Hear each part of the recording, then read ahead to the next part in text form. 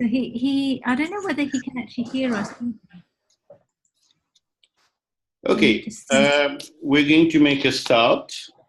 So welcome everybody to webinar number 2. And today we're going to talk about the supporting and listening skills. So we got some apologies from people who are not able to join in, but they will be able to see the recording. And today, as co-facilitators, there's Geraldine and myself, Bruneau, will be co-facilitating, but of course, Wyman, for example, you can intervene at any time. So maybe the item 3 on the agenda, could we start with, do you have any questions from the previous webinar?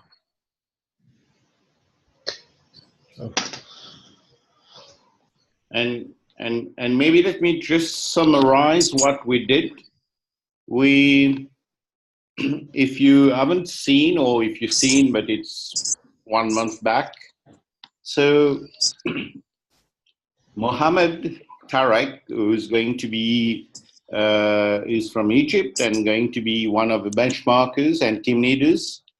He talked about the coping with long hours and how you need to be physically fit, because as you know, it's from 9 to 9 every day for 8 days. So it's a high tempo. There's a lot of content, and it's not necessarily in a linear way. So if you're very procedural metaprogram, that may be a challenge for you. Sandra Viljun, who's from South Africa, but currently in Fiji, and also on the ASSIST team, she talked about the mental fitness, how you need to be mentally fit, the importance of managing your states. For example, managing your states when you're being benchmarked, which goes to what are the meanings you give to being evaluated, being benchmarked. She talked about building relationships, because you'll be working together in teams. And then I myself, I talk about the certification process. During ACMC, it's a laboratory experiment. You are practicing your skills. It's only after ACMC that you'll be able to sit for assessment and be certified for the 7 coaching skills. I also mentioned about the hotel arrangements, the importance of revisiting module 1 and 2 if you can do it,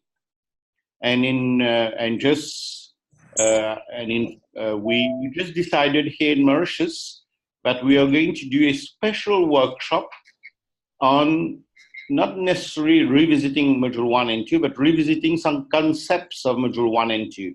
So this is going to take place in end of April and in May. So it's a 3-day special workshop for future participants. And we did have some tips from other team leaders and benchmarkers about how to be best prepared.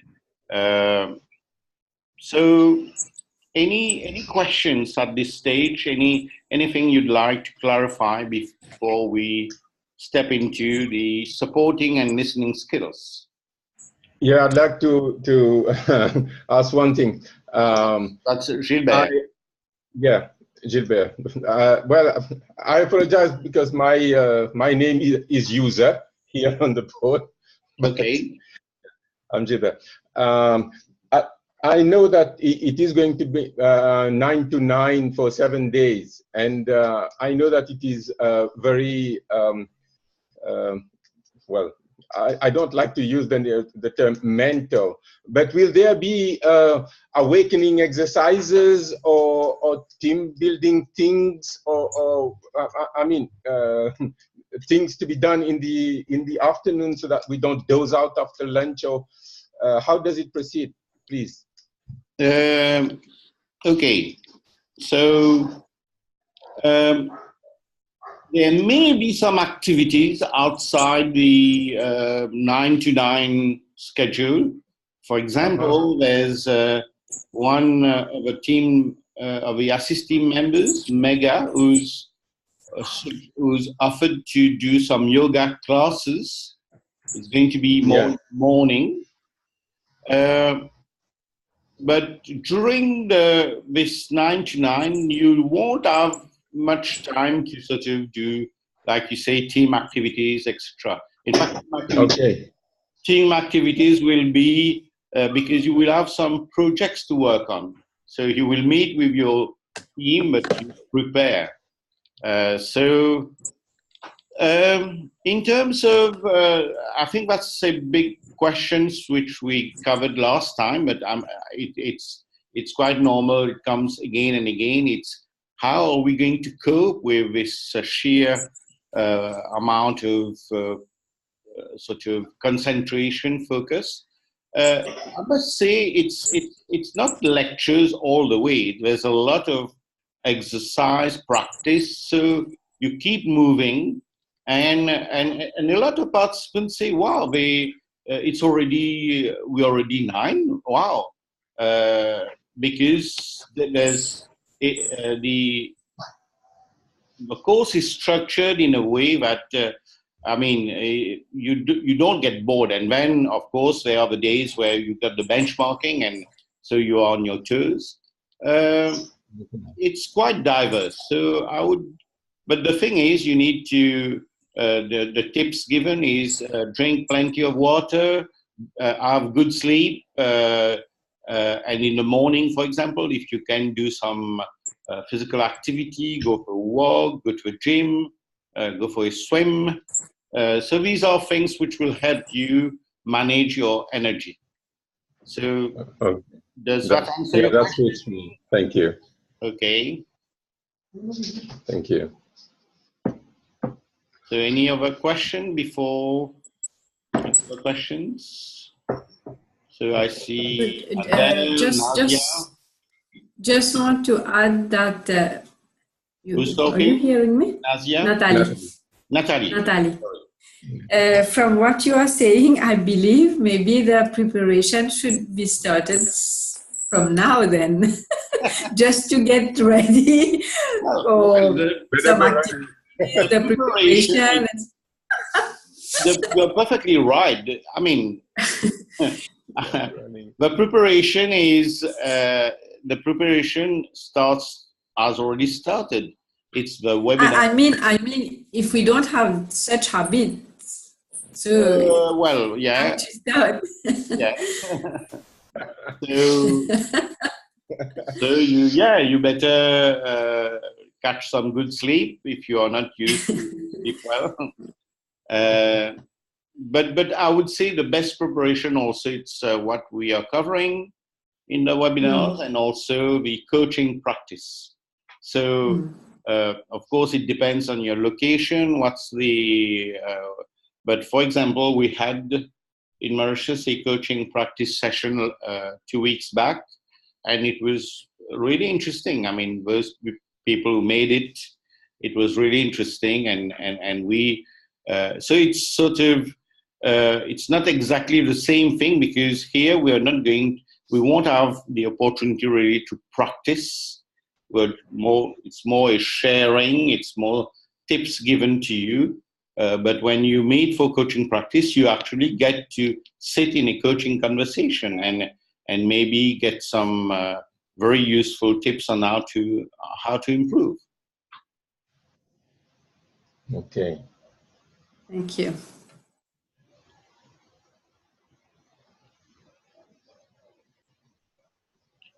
Okay, so if there's no more question, let's move into the supporting skills. And so what we're going to do, we're going today to talk about the first two the core coaching skills of supporting and listening. And so we're going to look at the definitions first. So we'll show to you the benchmarking form, which we circulated. But if you didn't receive it, just let me know, send a mail, and we'll send it to you. So the benchmarking form and then we'll share how can you practice. There's a word that will come very often. It's the deliberate practice. So how do we deliberately practice to get these skills right? And of course, for each of the coaching skills, there are like 15 to 20 sub-skills. We won't necessarily focus on everything, but we'll give you the main ones on which you can focus. Okay? So let's dive into the supporting skill. The benchmarking form, the supporting skill looks like that. So you can see on the left, I guess everyone is a bit familiar with the benchmarks.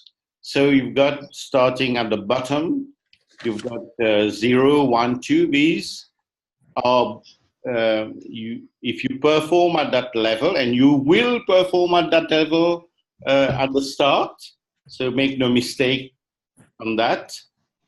But at that level, you're below the required level of attaining the benchmark. To attain the benchmark, it's a level 2.5. And if you go now, if you're really good, level 3 or 3.5, in fact, level 3, if you consistently perform at level 3, you're already at the PCMC level. And if you consistently perform at level 3.5, you are at the master coaching level. So it's just it's all a question about consistency. So what we're going to do first, we're going to go through the list of these words. What do they mean? And I think we mentioned that last time. The benchmarking, it is an exercise where it's up to you to show to the benchmarker that you are mastering these sub-skills. So you need to be able to give evidence that, for example, at level 2.5, matching the basics, that you are matching the basics. But for that, you need to understand, of course, what does that mean? And this is what we're going to explain today. Okay? So, but just for you to be familiar, so you can see there's the double rectangle on the right with energy, posture, voice, volume, and tempo. This is the basics, and that's relating to the matching the basics. And then there's also another box about semantic matches. So we'll talk about that and explain what that means. But this is really almost the very start. And these are things that you've covered in Coaching Essentials, mainly. So this is why if you revisit Coaching Essentials and APG, it's very helpful. Or if, like in Mauritius, we are doing a special workshop on the main concepts, that's also going to be very useful. Okay. So if at any time you've got a question, you can jump in. So matching the basics. Maybe there I'll ask Geraldine, my co-facilitator today. So Geraldine, are you still there? Yes, I'm here. Okay. So tell us, what are we looking for when we say match the basics? So as a benchmarker, what are you going to look at? Well, as you can see in the what was illustrated, we're looking for, like, in terms of energy, posture, the voice, the intonation, and the tempo. What's important to remember when we talk about matching, because we're entering the client's world. So being able to match first, I think you've taken this in Coaching Essentials about pace, lead as a coach. So it's important to be able to know where they're at is really to physiologically match them first, like their tonality, their if it's high, then just you don't have to be. Let's say your client has high pitch. You don't have to be exactly that, but at least your tone of voice, your normal speaking tone, is higher than the usual. And also when it comes to the speed, the tempo, if the client speaks a bit fast and your tendency as a coach is you're more slow, then you match the speed of that as well. So Bruno, what you're saying, Geraldine, so maybe just a comment or a meta comment here.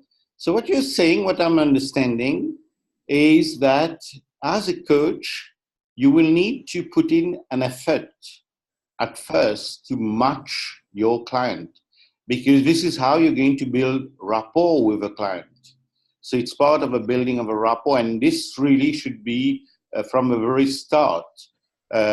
So the posture, for example, if legs are crossed, you should cross legs or do a partial match. We did that in Coaching Essentials. You don't need to do the exact matching, because you could, for example, cross your arms and it would be a partial match, and that counts.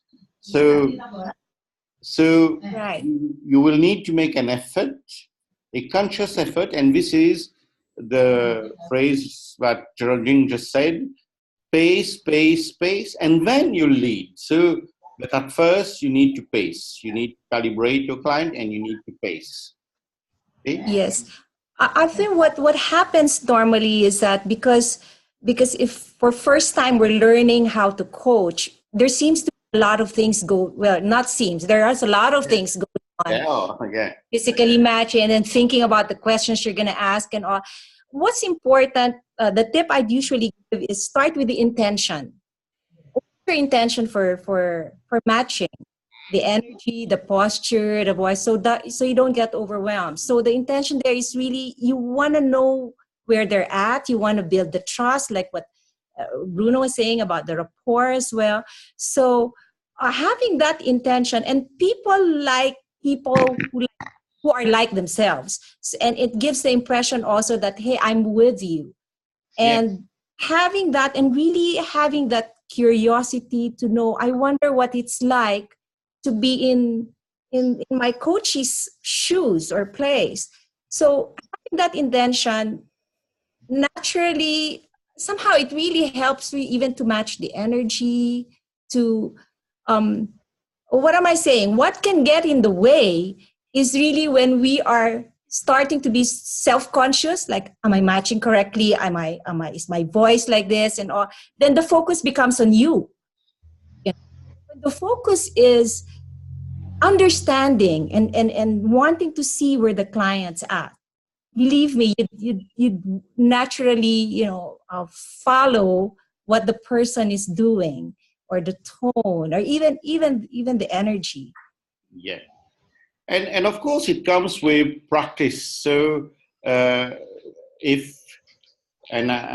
said that last time, if you're a perfectionist, if you expect that from the very first benchmark conversation you're going to get it all right, then you will be probably in trouble. And this is why we will insist that we are doing a lab experiment. You are experimenting, you are learning. And if you think about learning, you go through different steps when you learn.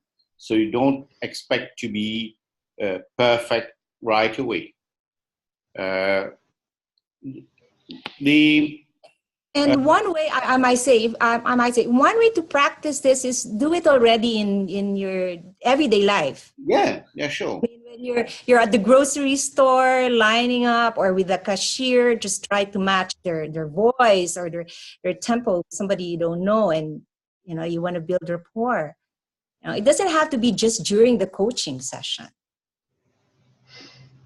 And that's a very good tip, Geraldine. And what you will find as you practice more and more, you will start picking up things. You will start, because as you observe, for example, you will see the shift in posture. So you start with matching somebody, and then at some point, the client shifts. And the shift may be the person is sitting with more attention. So this is an indication that something is happening inside that client. And if you can pick that up, and we're going to talk about semantic matches, if you can pick that up and you reflect it back to the client, to the coachee, this is going to be an evidence that you, not only you're matching, but you are sort of entering your on the same sort of wavelength. You are in the same map as your coachee. So let's now talk about semantic matches. Now, at first, I remember it was like, especially when you receive the feedback from the benchmarker, that there were maybe 4 opportunities for you to do a semantic match, but you didn't pick that up. So what is a semantic match? So Geraldine, can you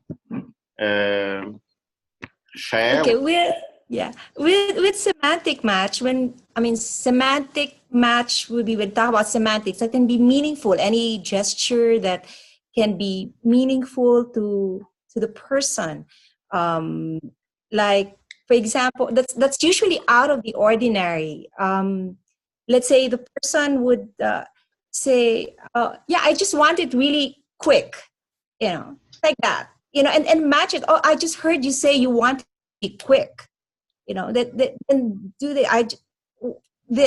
then being able to feed that back. I heard you say, when you said you want it really quick, you did this, you snapped your fingers.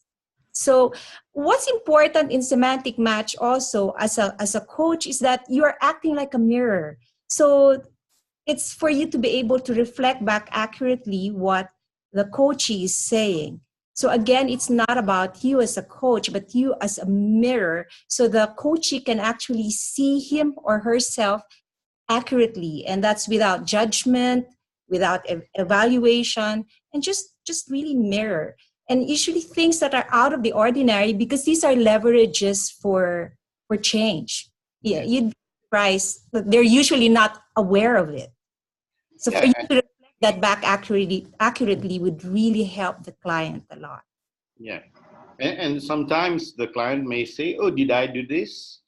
And you can also put words to, so you say, okay, I saw you do, when you spoke about the deadline, I saw you do this with your pen.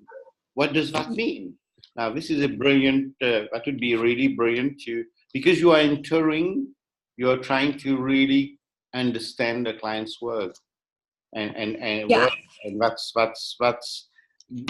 and therefore this can be a semantic match. Yes. One thing that may happen, and it does happen, sometimes you get it wrong. I mean, the client indicated a direction from left to right, and you do it the reverse. And if a benchmarker is pick that up, he would say, well, you attempted to do semantic match, but you did it in the wrong direction.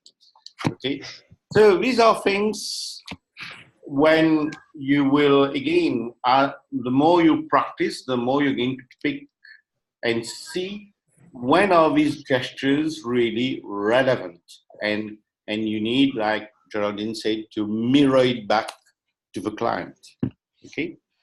You don't have to match everything. I mean, all the gestures. What we're looking for as a benchmarker are things that would normally like stand out, that may be meaningful. And especially when you do the acknowledgement. Like, for example, I had a client that reminded me, Bruno, when you did this gesture, I had a client who actually said that. I said, I want to be decisive. Yeah. I want to be decisive. I want to make sure. And did the same, said those words with this gesture. So being able to acknowledge that by saying, so I just heard you say, you want to be decisive. I want to be decisive. I want to make sure. And you did this. And then, true enough, the client said, oh, I did that. You can ask the meaning if there's any meaning to it. And then as the client actually said, "No, because this is really, really important to me. It's you know, I must say it's a matter of life and death." You know, I mean, it said something like that. And it's linked. We talk about that. It's bringing awareness to the client. Mm-hmm. So you you may follow up with, so what are you aware of when you're doing this gesture? And you may say, yeah, I'm realizing that's really, really important to me. And having this awareness, it's really great. And we'll see right now in the benchmarking form. So,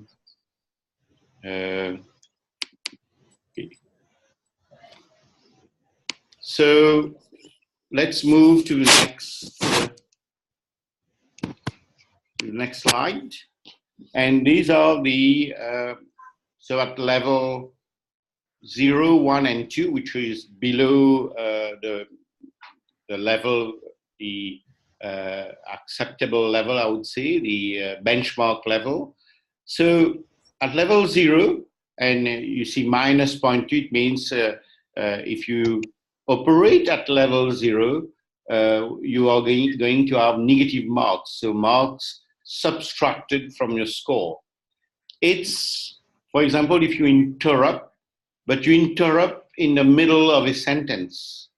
The client is talking, you just interrupt, and you don't do it in a way that's effective. So we need to talk later about effective interruption, but it is, if your interruption is ineffective, you'll be penalized. Another, I would say, things not to do is judging. So when you're saying to somebody, for example, someone says something, say, "Oh no, you shouldn't do that." Well, you're showing it's your own map which is showing up, because you're being judgmental, and one of the states that that is helpful is, and this is something you need to think about also, what are the states I need to be in to be supporting my client? And for example, and again, back to coaching essentials, the states would be like non-judgmental, a state of know-nothing would be helpful. But then if you're judging, or if you are being imposing being like, this is what you should do. And remember, in coaching, you're not giving advice, you're facilitating a process. Okay?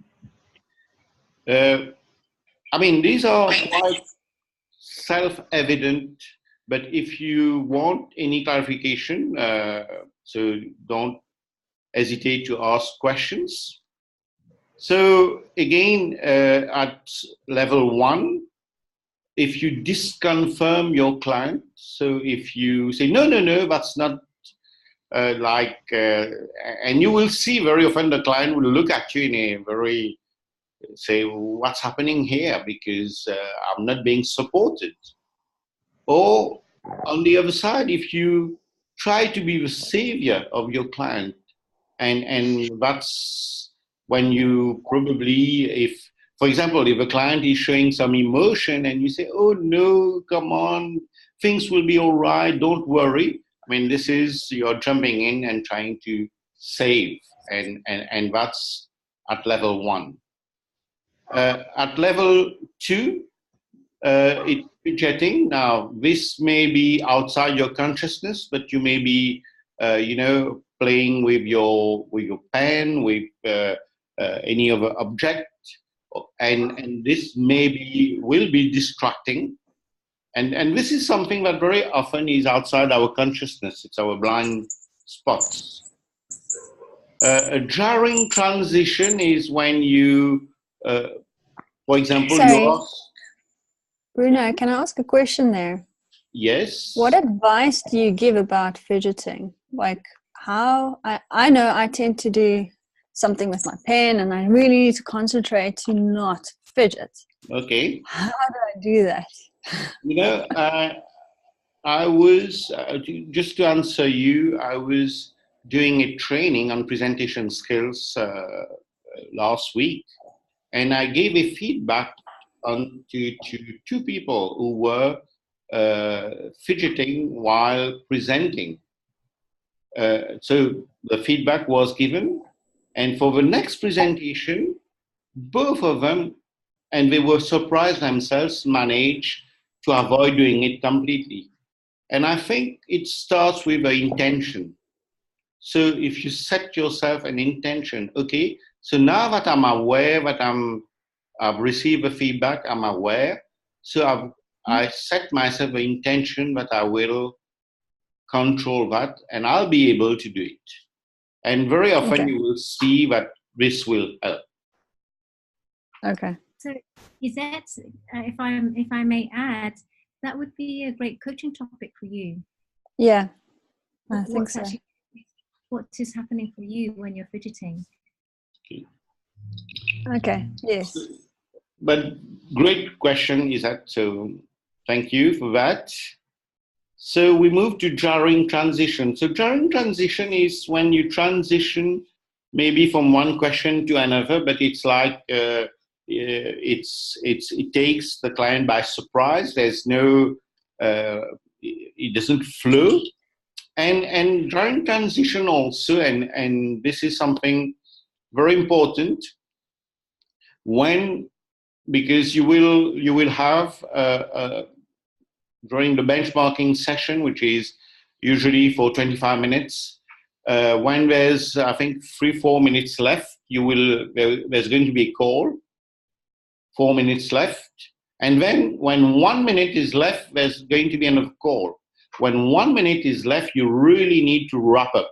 Now, when the whistle goes at 25 minutes and you're still talking, this counts as a jarring transition and you lose a mark. So the lesson to you is learn to wrap up. When even you've not finished, that's okay. So you wrap up, you say, okay, now maybe just summarize, just say a few words, but you need to be able to end before the whistle goes.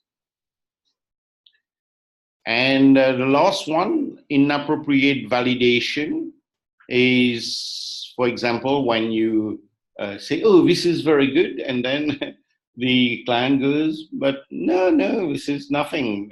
This is not really, that was not really important. So you validated something, you celebrated something, but it was not appropriate. So that's, of course, would be something below par. Okay, so any questions before we move to the more interesting ones, which are at level 2.5 and up? Oh, I think I'll be just to add for the inappropriate validation, we avoid using the word like, let's say, good, that's great, and not why, I mean, if it's in line with the values of the person, there's got to be like some sensory based evidence. So to avoid using that words that can be like judgment, it can come out as judgment. Because it means you are judging from your own scale of values. Oh, it's good. Oh, that's great. And it could be inappropriate. Yeah. Okay. So now at level 2.5, and so maybe I'll start with. So my question here is, when you start a coaching conversation, what's the first thing you do?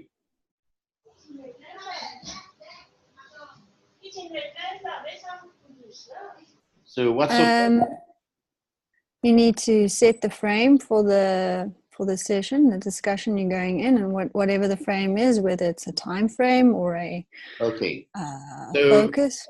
Yes. So this is, in fact, we're going to talk about setting the frames. So after building, saying a few words about, so are you comfortable? Are you ready to start? So you need to set the frames. Now, what are we trying to do when we set frames? What's the importance of setting frames? It's and again, it's a revision of Coaching Essentials. It's really to say, I don't want you to have any misunderstanding. For example, this coaching is a conversation. However, it's a very special conversation. So I'm going to interrupt you. So to set a frame, you need to say what it is and then to give a reason. And the reason should be from the interest, from the point of view of a coachee, and not from your point of view. For example, so I'm going to interrupt you because I mean to help you reach your outcome. I'm going to focus on the structure rather than the content. So to be able to get to the heart of the matter, I will interrupt you. And you may even go further and say, and I'm going to do this gesture with my hands when I'm going to stop you. But this is not necessary, this is optional. So setting a frame, and as benchmarkers, we will listen to, did you set a frame which is relevant and did you give a reason why? So these are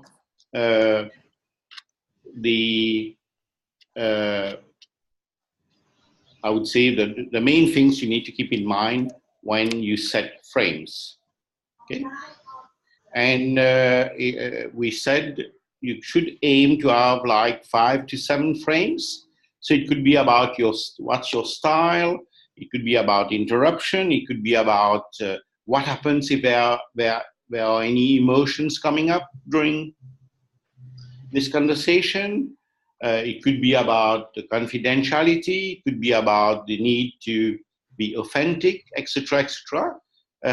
And one of the things I've seen, it's that the best prepared participants already, I mean, they know their frames, and they are not making up during the conversation. They already know, they've learned the frames, their frames, and so it's much quicker, and it also helps you to be confident if you know what you're talking about at this very start of a conversation. So any comments on that, Geraldine or Wyman? Yes. Okay. What's important about framing is why are you doing this? So I'm doing this because, and the way you're going to state it in such a way that the coachee or your client will not misunderstand. Like, for example, if you don't frame, let's say, taking down notes, and you you didn't frame that, then that could be misinterpreted as, losing contact with your client, or you're more focused in terms of getting it, understanding it yourself.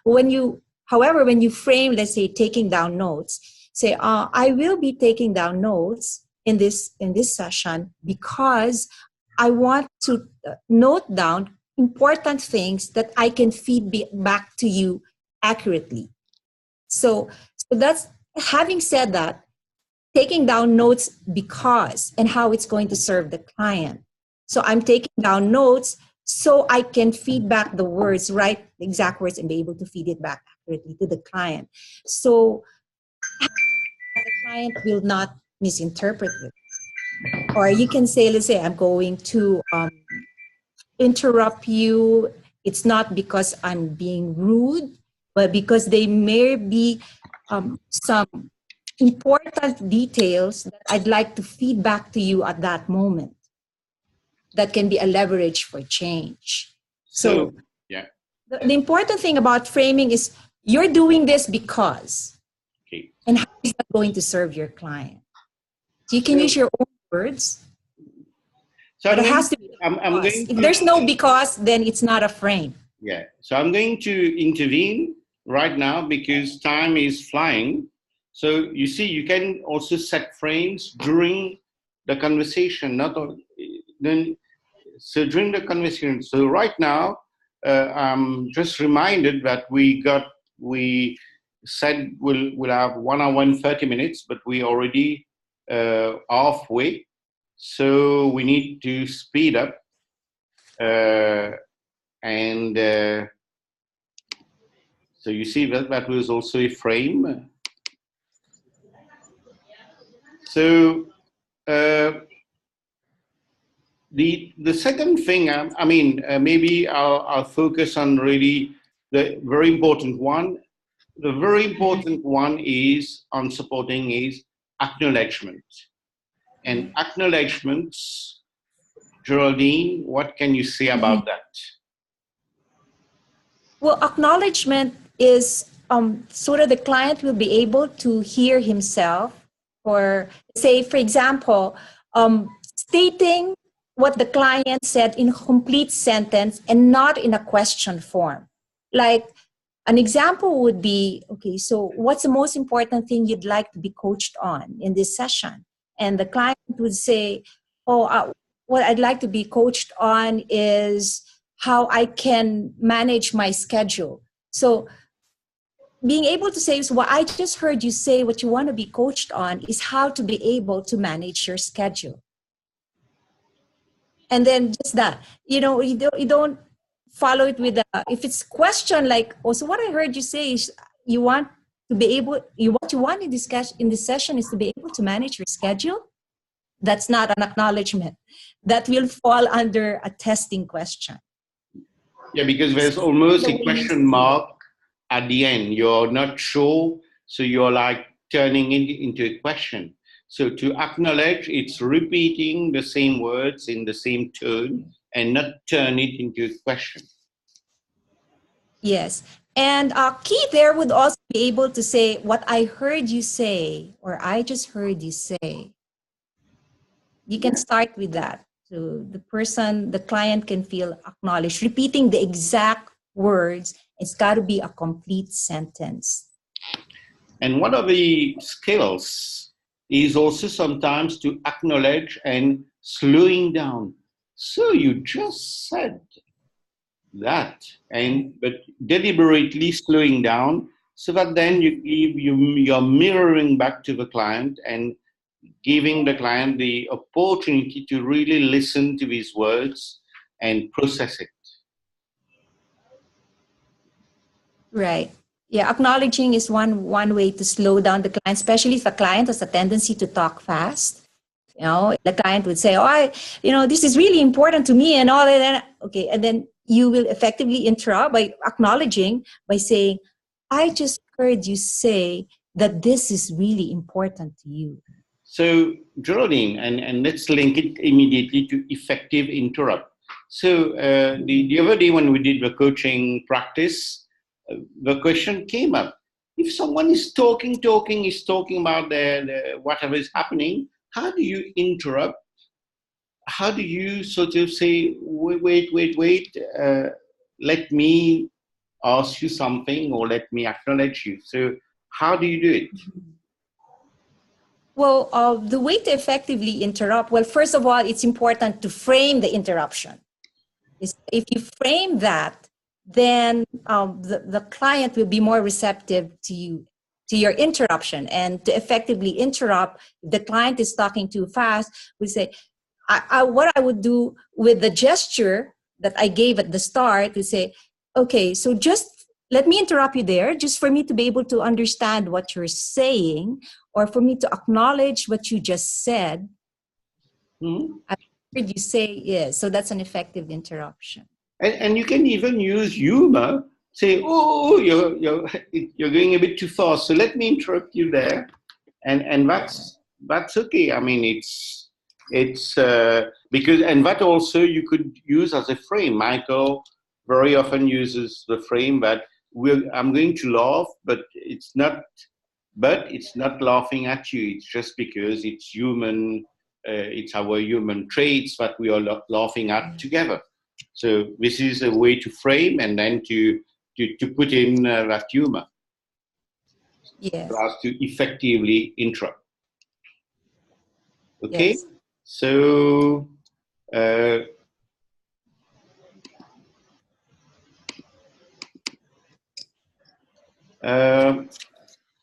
maybe, as I said, we'll not cover everything, but so words to emotions and gesture physiology.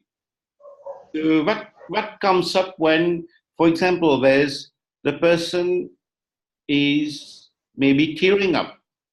So what do? Do you say, no, it's okay, don't worry? Do you stay quiet?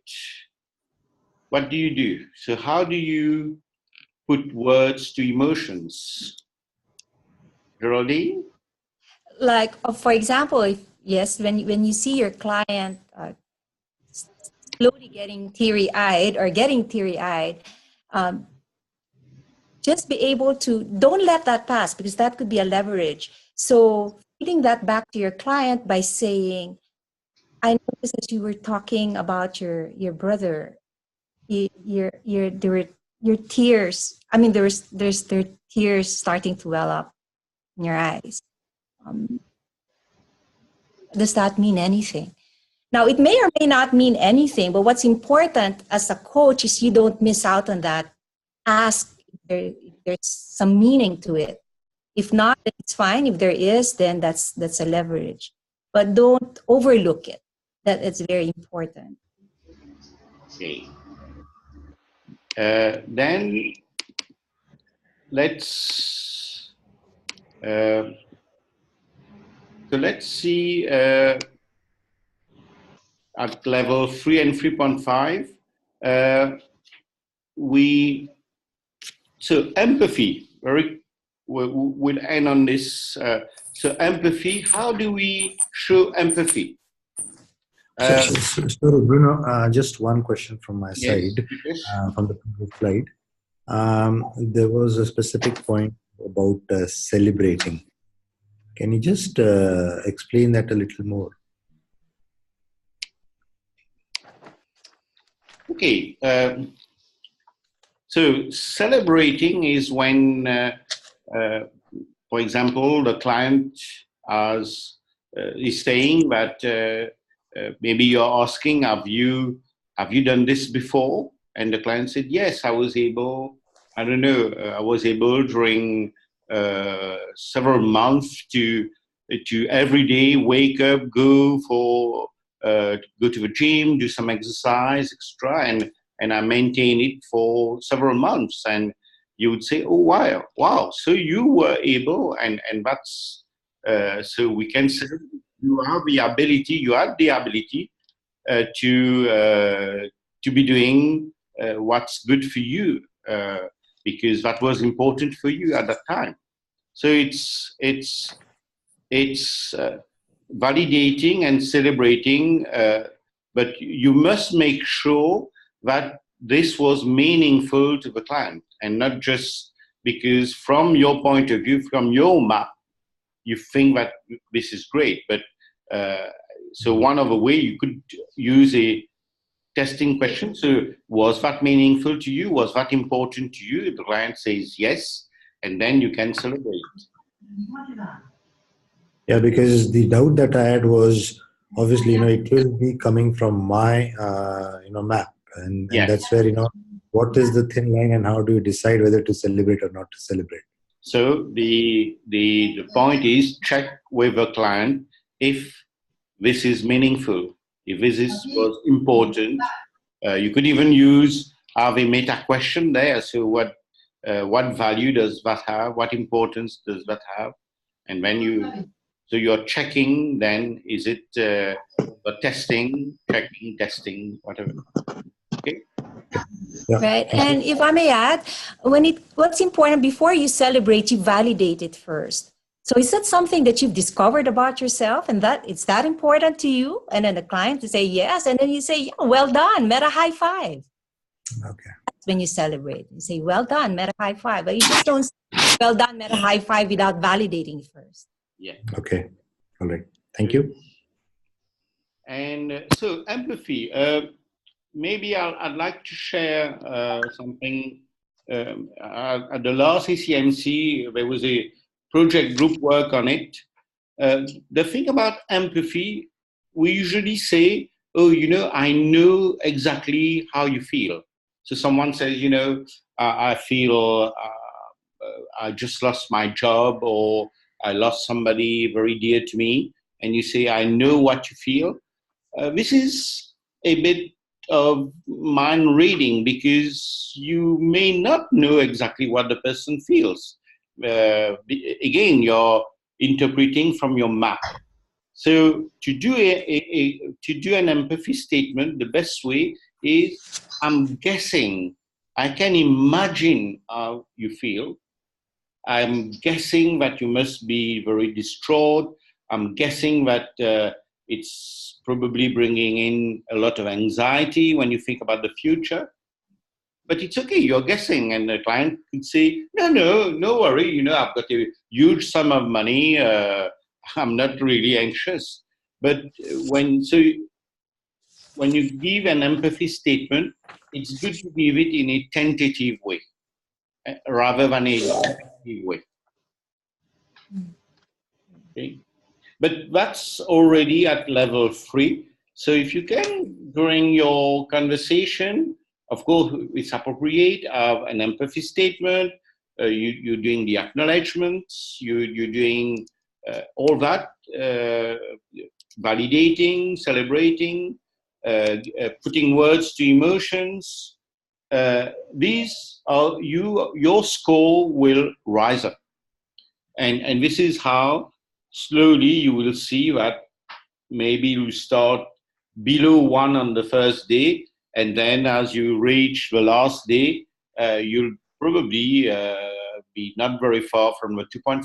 This is usually what happens because you're learning every day, every benchmark conversation you're learning.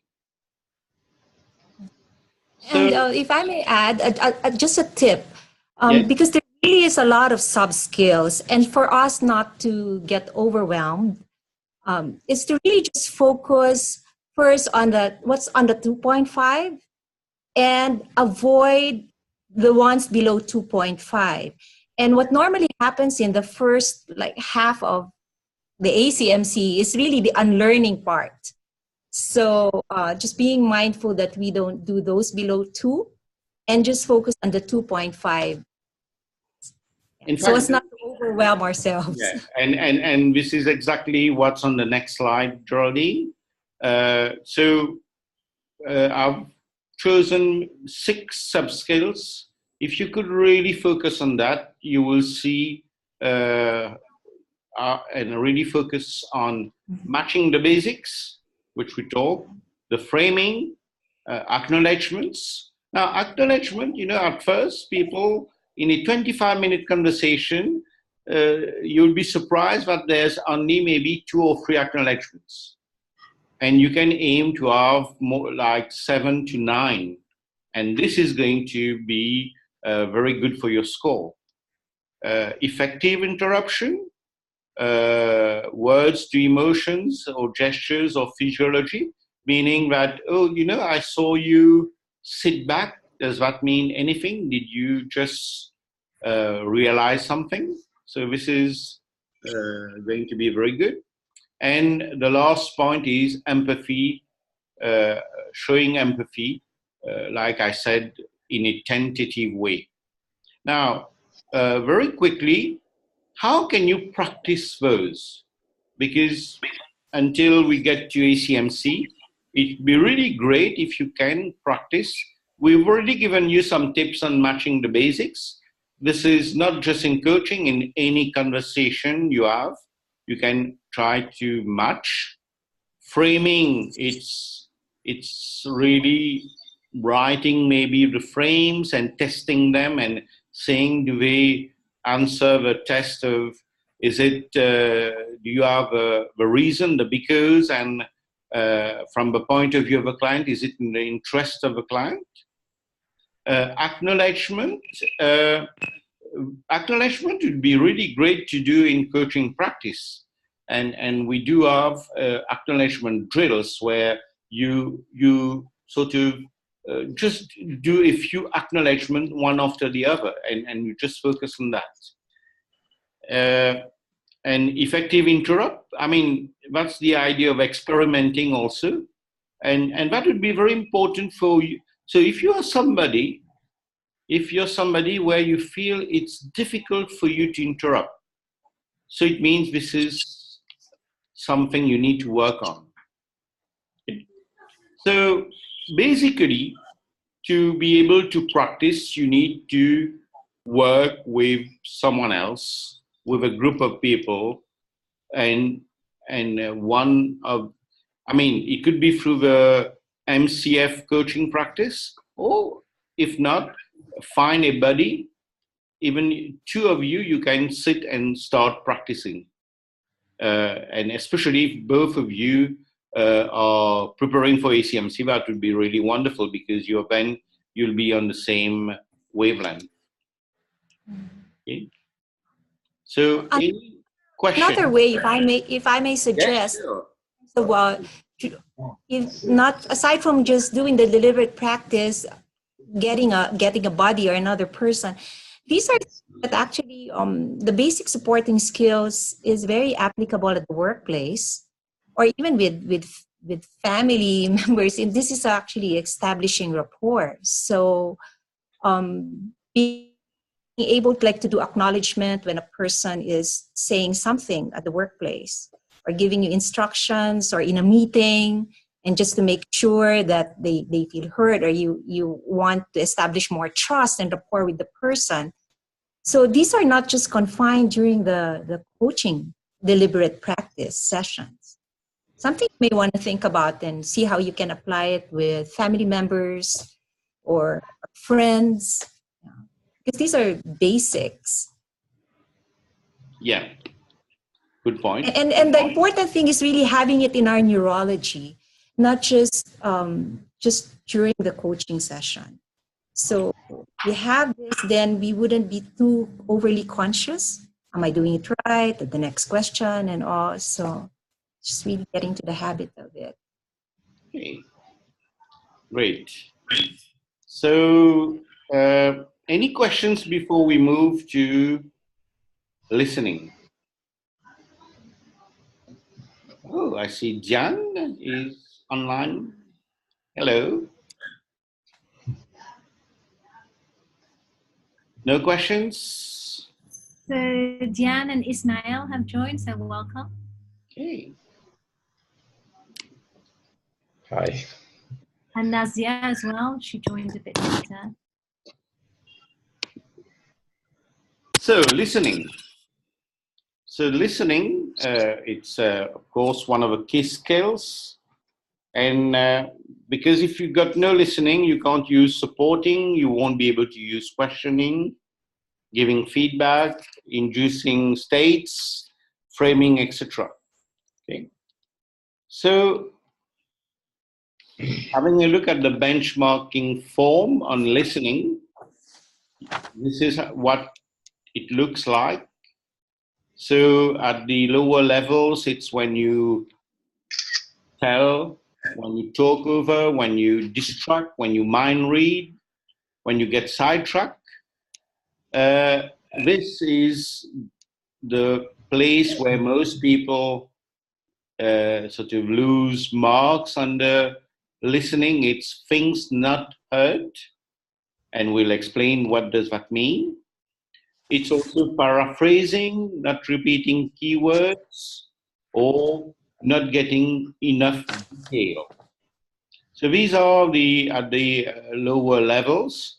And then at level 2.5, you've got the eye contact, the percentage talking, and then the encouragers. The encouragers, which are the smile, the yes, the okay, and the nods. And then at level 2.5, you've got the clarity checks. And we are expecting 4 to 7 clarity checks in a conversation of 25 minutes. At level 3, there are things like inviting awareness, hearing the client's question, mirroring, in doing inferential listening, silence, slowing down, and rephrasing, asking what's unsaid, identifying patterns, tracking conversation over time, and level 3.5 is the strategy process, synthesizing and misdiagnosis by the client. So because of a constraint of time, I would suggest let's really focus at the 2.5 level on the things where you can really focus. So what does that mean? Okay. So, but, and this I think that's interesting. We'll send you the PowerPoint and of course we are recording the this webinar, so you'll be able to have a look afterwards.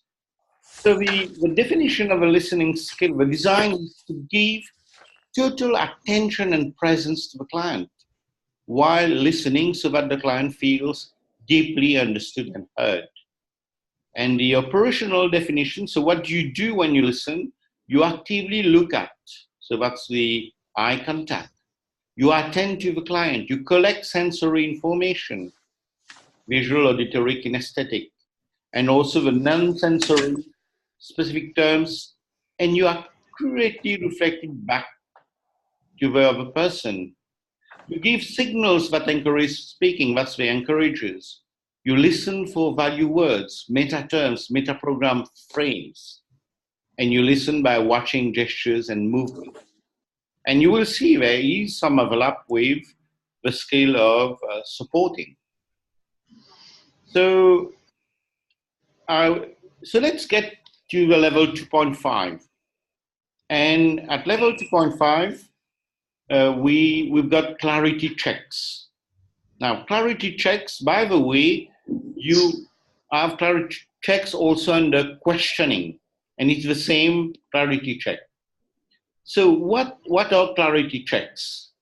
Now, when you do a clarity check is checking how the client is using a particular word. For example, someone says, I don't know how to delegate. Now, you know how to delegate. Maybe you also have an issue with delegation, but this is according to your map. The problem, the issue is that if you don't check, you may be assuming a lot of things.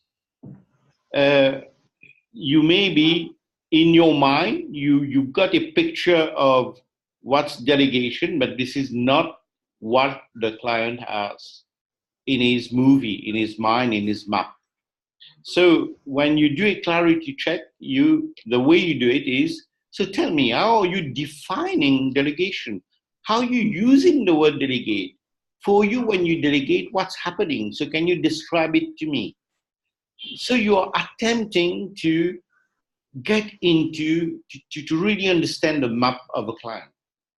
So this is, and I think very important, sometimes it's not just one question. You may need more than one question to be able to clarify, because the client may just answer you, but it's still not enough.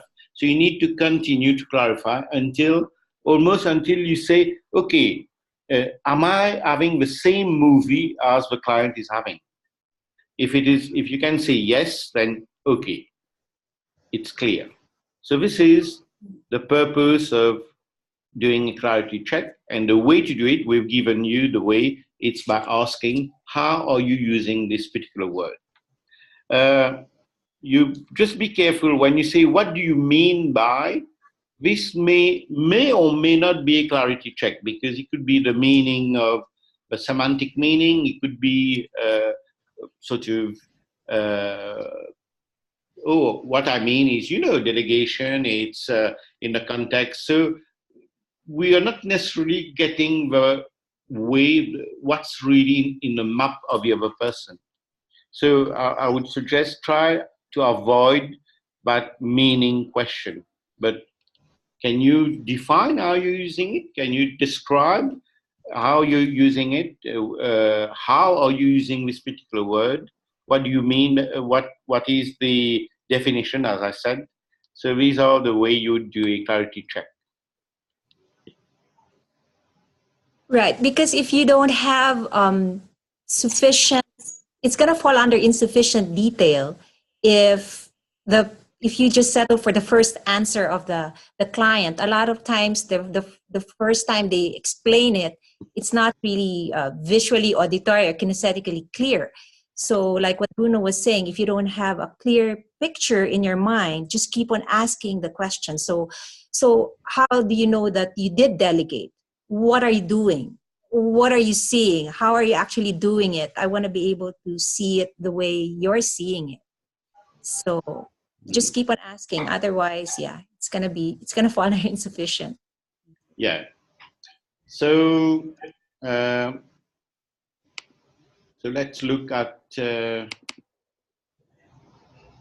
eye contact. What can you say about that, Geraldine? I think we're looking at 75% eye contact.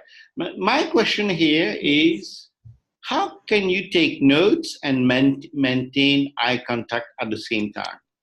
So this is... So the challenge here is that, well, especially for those who like to take notes, or we encourage you actually, is to hold, if you have a board, is to hold it this way instead of like holding your notes down, because it's going to take quite some time for you to actually look up. So holding your notes this way, and then just write keywords of what your client is saying, and looking every now and then at the client. Or sometimes while looking at the client, if you can understand your writing, while writing at the same time, that would even be better. 75% is really the minimum. We encourage you to actually do more. And the way you look at your client, will not stare. There's a difference, it's that soft look, with your nods and the encouragers, it's really maintaining that eye contact. It's your way of actually saying, I'm here for you, I'm fully present, without you saying that. Mm-hmm. Yeah. So,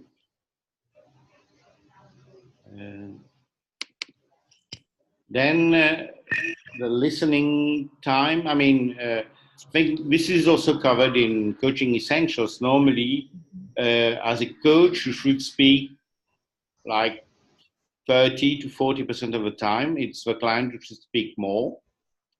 And the encourages, now try to avoid using good or great. The encourages, you need to have the visual. First is smiling, nodding. The auditory, it's the words like, okay. Now, it does seem unnatural if you're not in a coaching conversation to do all that. But here, remember, we are in a coaching conversation, which is not a normal conversation. Okay? So, and the benchmarker will usually say to you, I saw you smile so many times. I heard you encouraged by you use OKs. I counted 10 OKs during the conversation. So you will get feedback on how you're using, and what we are looking for as benchmarkers is, are you using visual, auditory encourages so that the client feels supported. Okay. Now, maybe let me go direct to the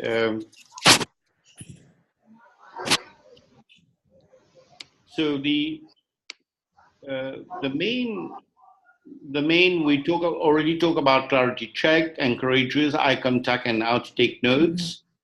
What about silence? Now, silence is, again, I'm going to ask you, how comfortable are you in a conversation if you ask a question and the client just stays quiet?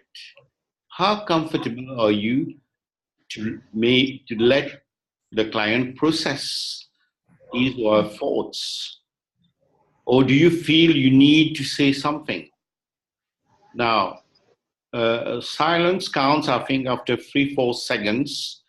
More than that, that counts as a silence. 5 seconds of silence can seem a long, long time. So, Geraldine, what would you say about silence? Well, we will know as a coach if the person, your client, you need to be silent. To me, it's really part of holding the space. There will be gestures or probably you can see sometimes in eye accessing if the client is still thinking. So just be careful not to jump into the next question that you want to ask. So having that pause, or when the person looks away and is processing something. So be silent. So it's your way of being there, and then you can inquire afterwards. So I noticed that you were silent for like 4 seconds or something. What's going on? You know? And that could be a leverage. So, so silence is important. So like what Bruno is saying, be comfortable with the silence, but not too long. There will be physiological signs. Yeah. So I think the issue here is, if you're not comfortable with silence, you would want to jump in and ask a question, and maybe, and this will be penalizing, because the benchmarker will tell you probably that, you didn't notice that the client was processing and you didn't hold the space.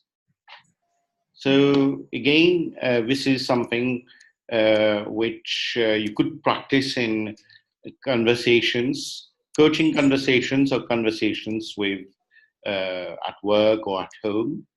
So silence. And then the last point I wanted to really focus on, it's these things not heard. Now, under the listening, the benchmarking for listening, if I quickly go there, it's this at level 1, things not heard. And you'd be surprised at so many things you didn't hear.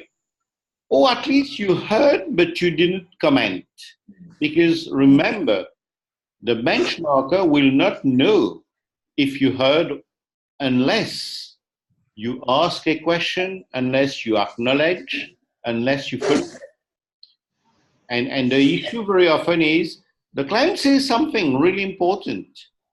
You heard it, but then you're maybe on another line of thought and you let it go. And this is a minus 0.2. So you lose literally 2 marks for each thing not heard. And in a conversation of 25 minutes, there could be 3, 4, 5 different things, very important, that the client is saying and you're not picking up. Now, again, it comes with practice.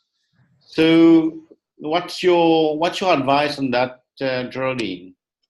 On things not heard? What's important when it comes to things not heard is that these are, if you miss this, these are what you call, like, you could have knocked on that door. It's a leverage that could possibly open things. So, and when I give feedback as a benchmarker, I said, this statement, you missed this and all. And what I would hear from the coach, I thought about that, but I decided not to, because I was thinking of the next question. Yeah. So what's important to follow also what, when you're coming from a curious know-nothing state, especially if there are words or phrases that are repeatedly said, then bring that to the client.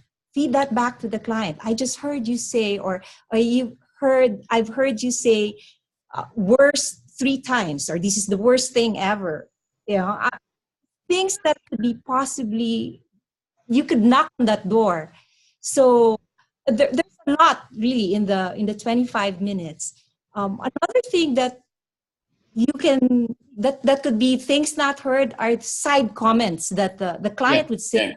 And then it's nothing, and then would start to talk about something else. The it's nothing thing, catch that, grab that, feed that back. Otherwise, that will fall into things not heard again. So things to look out for things not heard are meta comments, the throwaway things that on the side. It can be words that are repeatedly said at least like 2-3 times. You know, what you just said, things the client would say under his breath, like, "Oh, this always happens to me," and continues.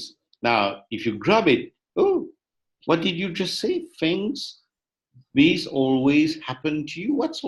What's happening to you all the time?" And as Geraldine said, if you knock on that door, you might have some really, really important leverage for change. Maybe some great insight. Okay. Yeah.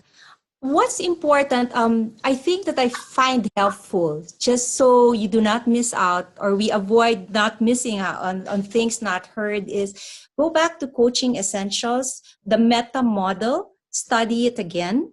That's what I would highly recommend, because that's when you start to inquire things that are deleted, generalized, or distorted.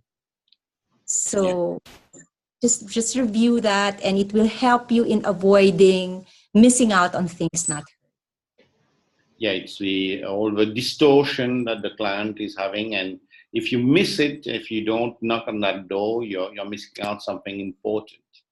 Yeah. What I'm going to share with you, I found on the net, so it's available on the net. I found a really interesting conversation of Michel Duval doing a 35-minute coaching conversation.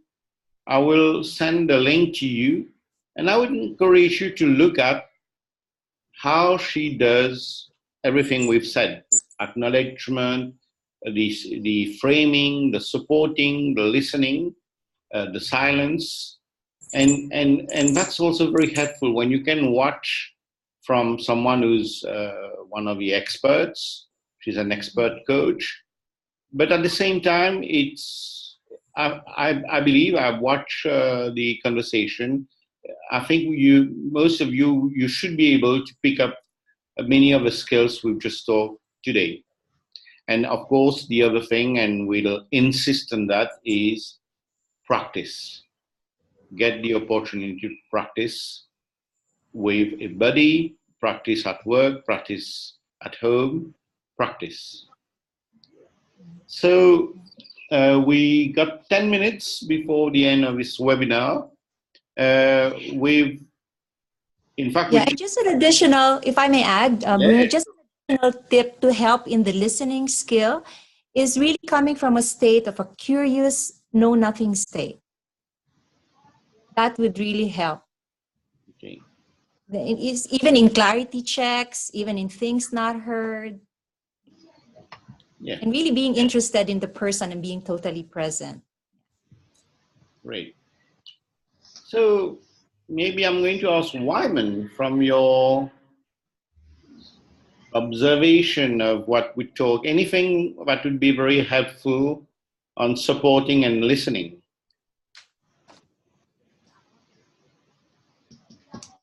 I think just perhaps reinforcing what Geraldine just said, that in terms of supporting, you're really creating that space where the person feels safe and has that validity, and they can actually just share their vulnerabilities, and creating that state of caring.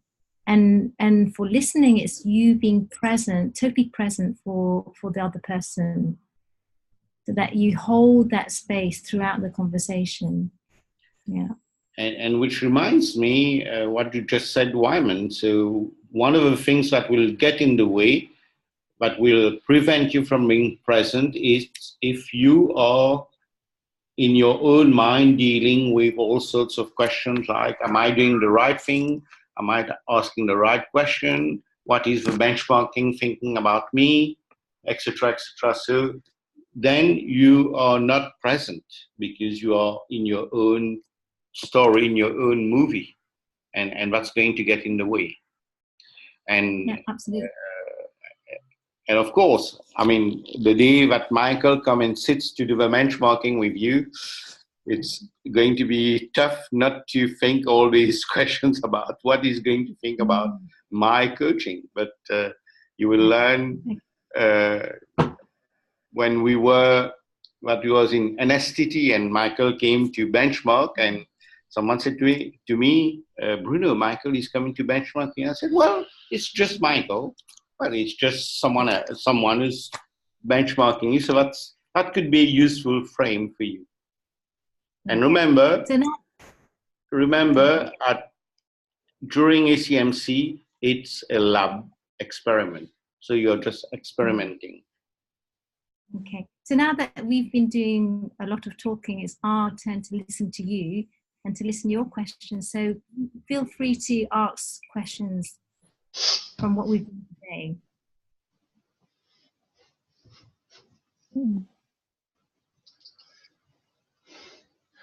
I've got one. It is not really a question, but a habit that I have. When I talk to someone, I rarely look at the eyes because I watch the mouth. It doesn't mean that I don't see the eyes, because I can notice if the person looks up and down or sideways or whatever. But my usual thing is to look at the mouth because it seems more more meaningful. So I think that I must maybe change practice. It will be hard. Yeah. So it starts with awareness.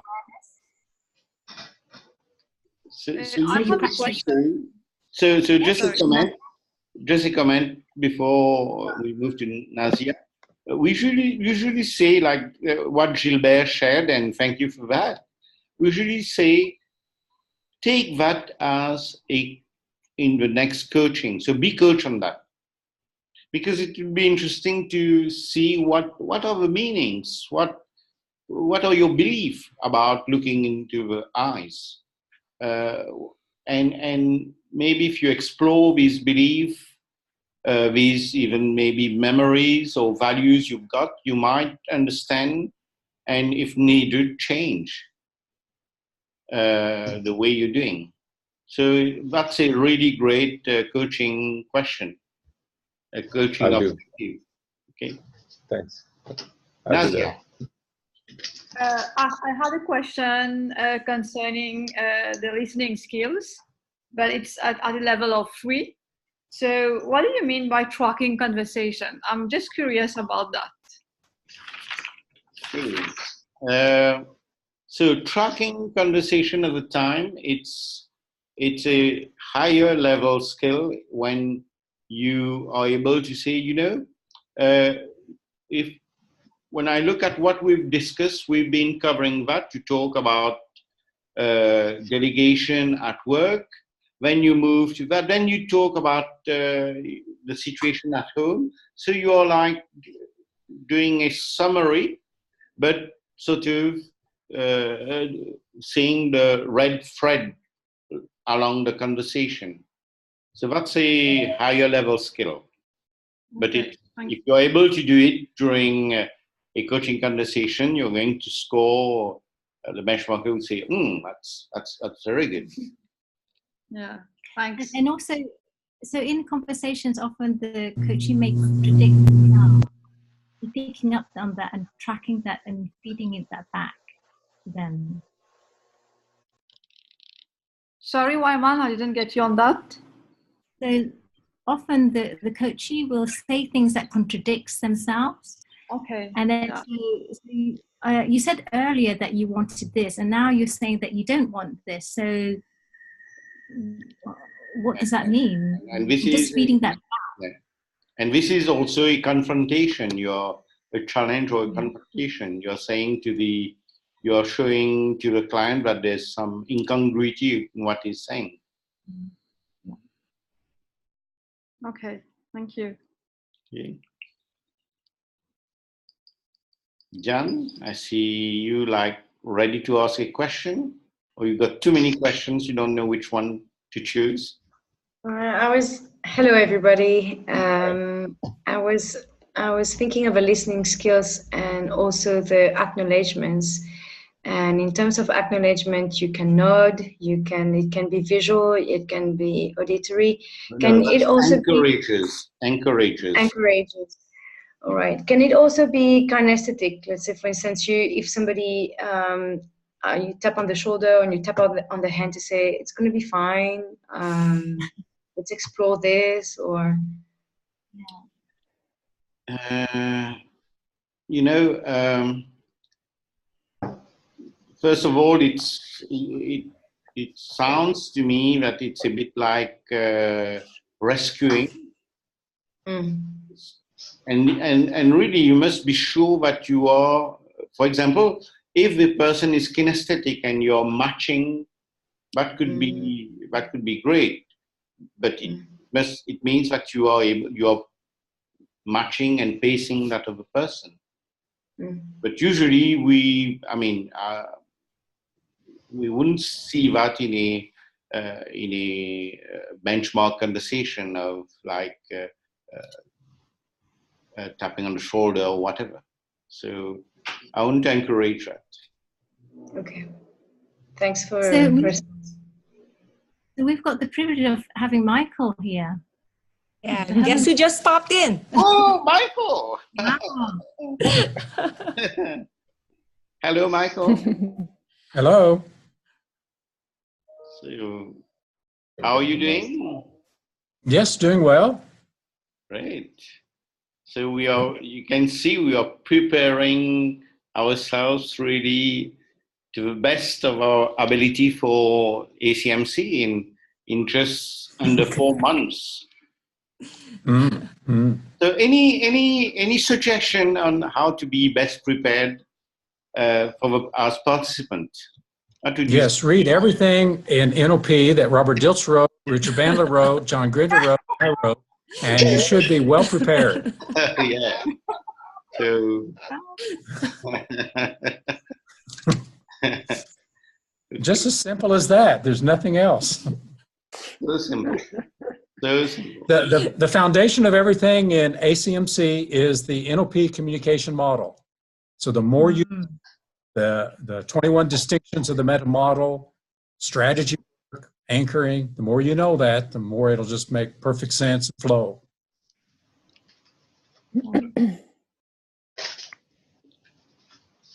Great. So any questions? Any more questions? Any questions, Michael?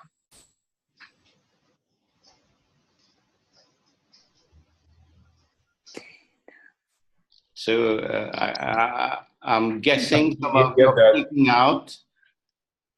Everyone's stunned. So thank you to Geraldine for making this happen. Thank you, Bruno. Thank you, Wyman. Thank you, everyone. So I think we are reaching the end of our webinar. That was and wow, this is really great to have the presence of Michael.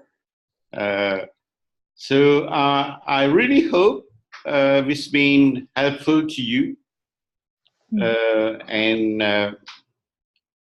So we'll share the PowerPoint and the recording and see you in 1 month's time. So and I reiterate what Michael says is the NLP communication model. And being able to listen and support that strategy process. Yeah. Okay. So, take care, everybody. Thank Great. you. Thank you, Bruno. Thank you. Bye. Thank you, everybody. Bye. Thank you. Bye. Bye.